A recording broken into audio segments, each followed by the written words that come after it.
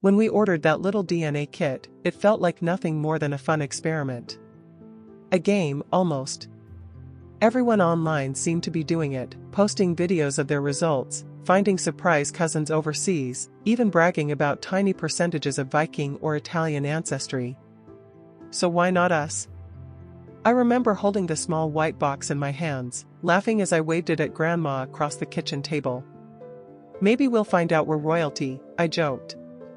She just shook her head, smiling faintly, and went back to stirring her coffee. For me, it wasn't that serious.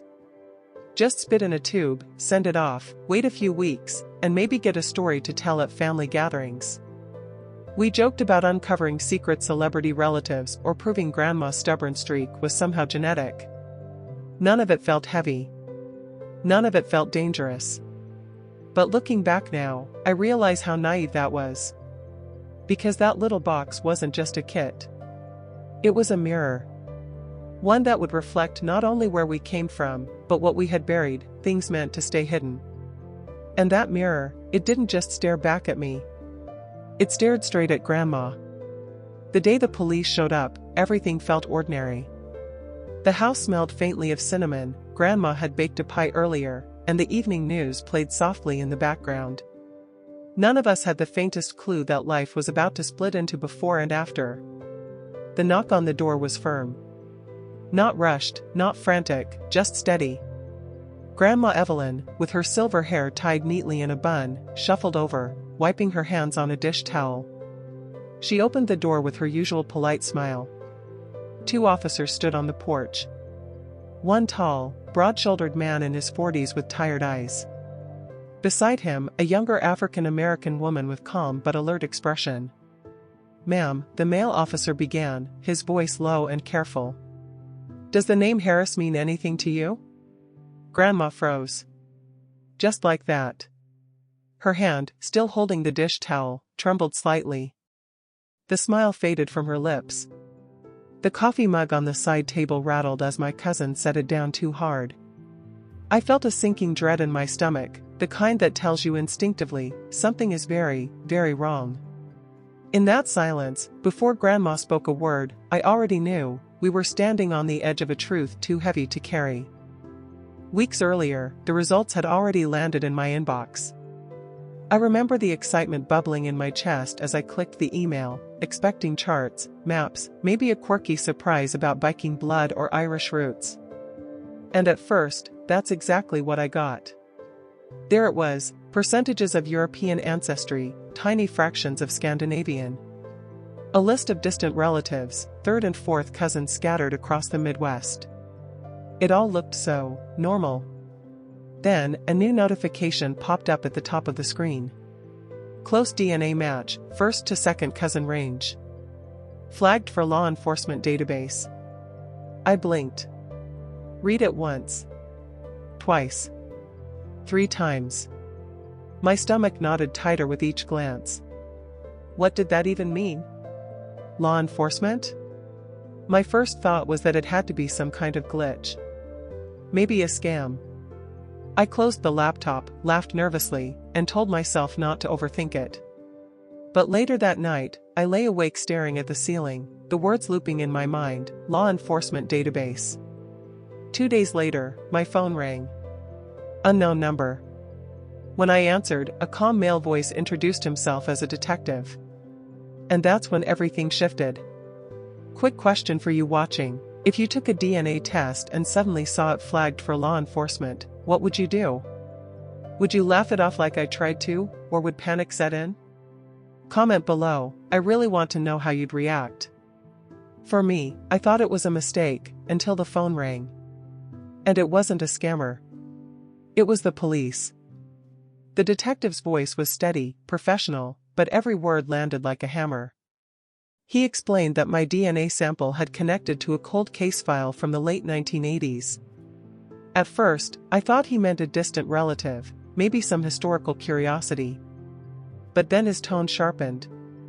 "Has anyone in your immediate family ever lived in Indiana?" he asked. The question caught me off guard. I hesitated, glancing across the living room. Grandma Evelyn sat in her chair, knitting quietly, though I noticed her shoulders stiffen at the word Indiana. The detective continued. My DNA had matched with records tied to a missing child investigation from 1986. The case had remained unsolved for decades, files collecting dust in storage until DNA technology advanced enough to breathe life back into them. I muttered something vague, trying to process. I don't know. I'd have to ask my family. There was a pause on the line. Then he said something that chilled me. The name connected to this case isn't random. It points directly to your grandmother, Evelyn. The room seemed to tilt. My chest tightened. Evelyn's knitting needles slipped from her hands and clattered onto the floor. 3 days later, the knock on the door came again. This time, there was no mistaking the weight behind it. 2 officers stood on the porch, the same man and woman from before. Their presence filled the doorway, polite yet unyielding. Mrs. Evelyn, the female officer said gently, "We need to speak with you." We all gathered in the living room. The air was thick, every tick of the clock echoing louder than it should. One of the officers placed a manila folder on the coffee table. His hand lingered on it for a moment before sliding it across. Inside were yellowed papers, documents that looked decades old. Adoption forms. At the bottom of one sheet, a signature curved across the line. Grandma's. I felt my throat close. My mother leaned forward, eyes darting between the officers and her mother. What is this?" she whispered. The officer spoke carefully. In the 1980s, an adoption agency in Indiana was shut down for misconduct. Records were falsified, children misplaced.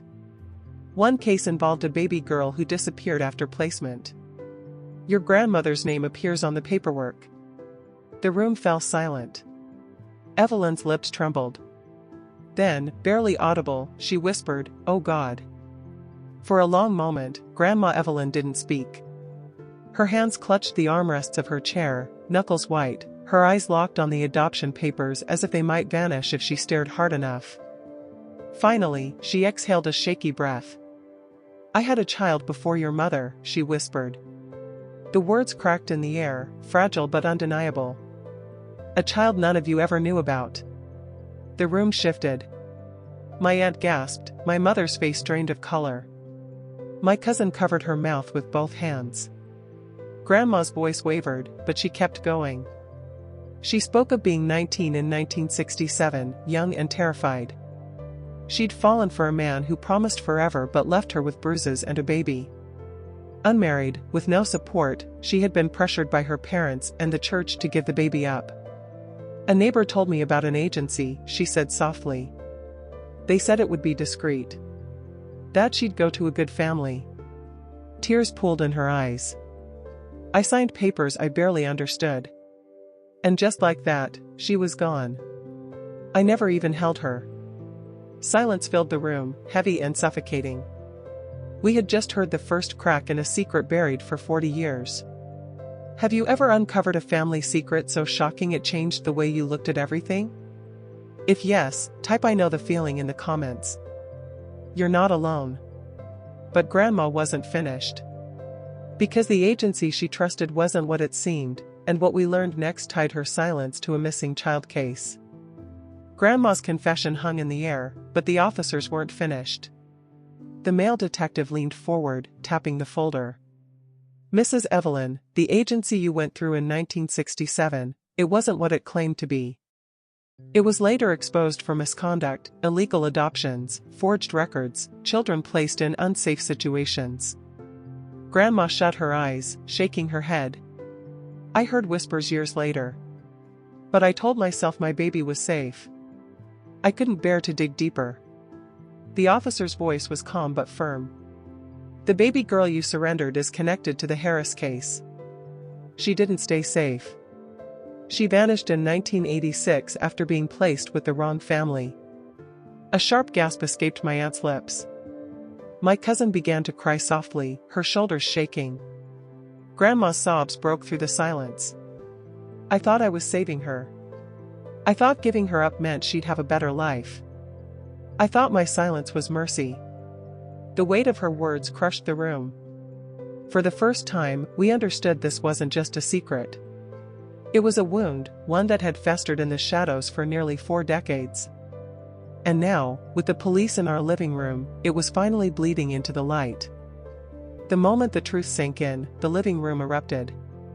My aunt shot to her feet, her face flushed red. "How could you keep this from us?" she shouted, voice trembling between anger and heartbreak. My cousin burst into tears, clutching a pillow against her chest. "We had an aunt this whole time? A whole person we never knew existed?" My mother just sat frozen, staring at Evelyn with glassy eyes, her lips parted but no words coming out. I felt myself torn in half, one side burning with betrayal, the other aching with sympathy. Because sitting there in front of us wasn't a villain. It was a fragile old woman, trembling under the weight of choices she made as a scared girl decades ago. I asked the question none of us wanted to: "Why didn't you ever tell us?" Grandma's eyes shimmered with tears. "Because I thought you'd hate me," she whispered. "Back then, girls like me didn't get help. We got shame. We got silence." Her voice cracked. I told myself burying it would keep us whole. But now, I see silence doesn't heal. It only steals. The room fell quiet again, every heart breaking in its own way. In the months that followed, our lives felt like a blur of questions, interviews, and late-night conversations. The police worked carefully, piecing together decades of fractured records, using Evelyn's DNA and testimony to reopen the Harris case. What had once been a forgotten file now pulsed with new urgency. We learned that Evelyn's long-lost daughter, the baby she surrendered in 1967, had not only survived, but grown up under a different name. She had children of her own. She was alive. But her life had been shaped by secrets, displacement, and a past she never fully understood. When the detectives told us she wanted to meet, our hearts twisted. My mother paced the living room for hours, torn between excitement and dread. Grandma barely slept, rehearsing apologies she feared would never be enough. The day of the meeting, the room was tense, every tick of the clock deafening. When the door finally opened and she stepped inside, it wasn't like the movies. There was no dramatic rush into each other's arms. Instead, there was hesitation, long stares, and cautious steps. But then, tears. Quiet ones. Hands reaching out. For the first time in decades, broken branches of our family tree touched again. Before I tell you what happened when they finally met, let me ask, if you discovered a sibling you never knew existed, would you open the door to them, or would the years of silence be too much to forgive? Think about it and share below. Because when the door finally opened, it wasn't like the movies. It wasn't what any of us expected. That first meeting was awkward, hesitant, even painful at times. Decades of separation don't vanish in a single hug. But there was something in the room that hadn't been there before: possibility. A fragile hope that maybe, piece by piece, the broken could be mended. Grandma Evelyn wept as she held the daughter she never got to raise. "I thought I was saving you," she whispered through tears. "I thought staying silent was the only way." Her daughter, voice steady but soft, replied, "You didn't save me. But you gave me life. And now, maybe we can build something from what's left."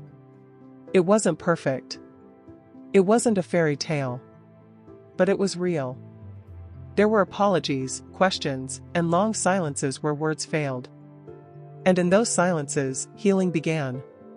For Grandma, the truth came too late to erase the years, but not too late to face them. DNA had given her back a daughter. It had given us back a piece of family we never knew we were missing.